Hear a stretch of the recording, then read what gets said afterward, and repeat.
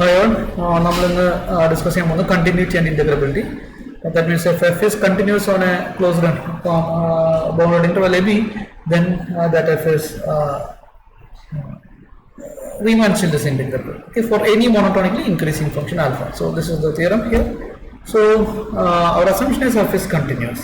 Okay, f is continuous means for every epsilon greater than 0, there exists delta greater than 0, such that mod f of x minus mod f of y less than epsilon whenever mod x minus y less than delta. So that is the condition. That means f is continuous on a compact interval, then f is uniformly continuous. Okay. So we will write the definition of uniform continuity. If we choose any epsilon greater than 0, there exists delta greater than 0, such that mod f of x minus f of t for any x and t less than any positive, that positive quantity epsilon, whenever mod x minus t less than delta. This is true for every positive quantity epsilon greater than 0. Okay, and for all x comma t belongs to AB.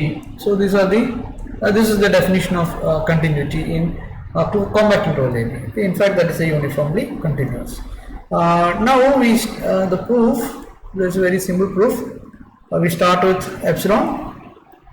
We need to prove that this f belongs to R alpha. I will prove f belongs to R alpha. We will prove the characterization. That is for every epsilon greater than 0, we will find a partition P such that this UPF alpha minus LPF alpha less than epsilon. So that is the sufficient condition. So to prove that, we start with epsilon.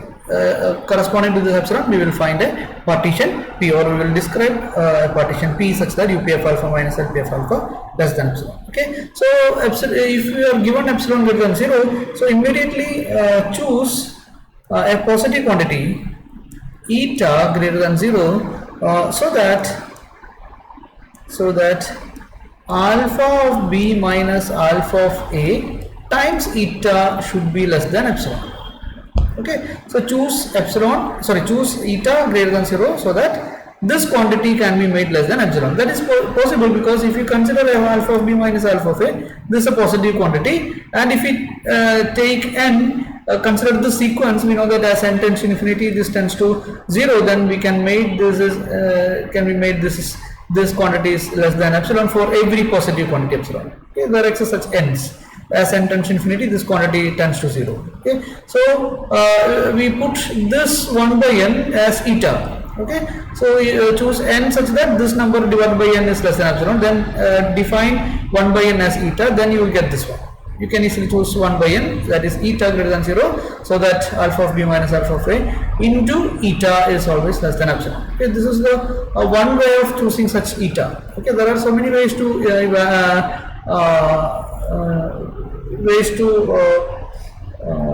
prove the existence of such eta. So this is one of these ways. So we have selected eta greater than 0 such that this holds. Okay, such eta definitely exists. So since f is continuous on this AB, then we can assume the uniform continuity. Okay, that means we apply uniform continuity for this positive quantity. Okay, since this eta is positive, we apply this definition, replacing this epsilon by eta, because eta is positive. For this eta greater than 0, there exists. Okay, there exists a delta greater than 0, such that modulus of f of x minus f of t less than eta. Instead of epsilon, we replaced eta here, which is less than epsilon whenever x more x minus t less than delta. Okay, delta. So this is true for all x comma t belongs to AB. So this is the definition of continuity. Now we set or we will define a partition. So what is the partition here? To define a partition P, the only one condition is if P is any partition. The only condition, any partition of AB, you can choose any partition to prove UPF alpha minus LPF alpha such that, what is the condition? Such that delta xi should be less than delta, okay, for all I. Okay, then this is the only one condition. That means if you choose a partition AB, you should remember that the length of each subintervals, okay, that should be less than, this length should be less than delta. This is the only requirement. Okay, so consider any such partition P. So for that, for this partition, we prove that UPF alpha minus LPF alpha is less than epsilon. This is because if we have this result, we can say that f of Si minus f of Ti. Okay, the distance between f of Si minus f of Ti is always less than eta. Okay, if Si comma Ti belongs to Xi minus 1 Xi, because we have chosen this partition P such a way that the length of the subinterval is less than delta. That means the length Si comma Ti belongs to this interval means mod Si minus Ti is less than delta. Whenever this holds, we have the image distance between the corresponding image due to the uniform continuity here. We have this quantity is less than eta. Okay, now take the supremum on both sides, f of Si minus f of Ti. The supremum of the distance between 2 points in the subinterval. So that is always less than eta. By taking supremum on both sides, supremum over all Si Ti belongs to Xi minus 1 Xi. Okay, so this is always this implies capital Mi minus small m. Okay, so this is the maximum possible distance of this quantity, or maximum possible value of this distance between f of Si and f of Ti. That is because this is small mi is less than, we already discussed in the previous class, mi is less than f of Si and f of Ti, both quantity lies in between these two, small mi and capital Mi. Then the maximum possible distance between these two is dominated by this number. Supremum of this will be this one, which is less than or equal to which is less than eta. This is less than eta. So that is the consequence of the continuity here.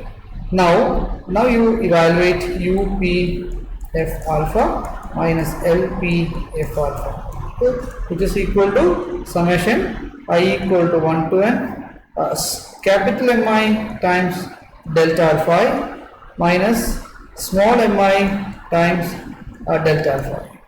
Okay, so that is equal to summation, here we have summation I equal to 1 to n. This is UPF alpha minus LPF alpha, that is equal to summation I equal to 1 to n capital Mi minus small mi by combining two sums into delta alpha I. Okay, but we know that this is always less than eta. Okay, so which is less than summation I equal to 1 to n eta times delta alpha.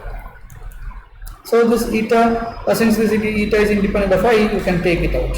So this is eta times summation I equal to 1 to n alpha of delta alpha. Okay, what is summation delta alpha? That is delta alpha 1, delta alpha 2, delta alpha 3, etc. So on. So that will be delta alpha 1. What is delta alpha 1? Alpha of x1 minus alpha of x0. Delta alpha 2, what is alpha of x2 minus alpha of x1, and so on. Finally we have delta alpha n, that is alpha of xn minus alpha of xn minus 1. You can cancel these numbers, then the remaining will be alpha of xn minus alpha of x0. Alpha of x0 is alpha of A and this is alpha of B. So this can be written as eta times alpha of B minus alpha of A. But we have chosen this eta in such a way that this product is less than epsilon, so which is less than epsilon. Then for every epsilon greater than 0, you can find a partition P such that UP of alpha minus LP of alpha is less than epsilon. So which shows that f belongs to R of alpha. F is Riemann Stieltjes integrable. So every continuous function is Riemann Stieltjes integrable corresponding to monotonically increasing function alpha.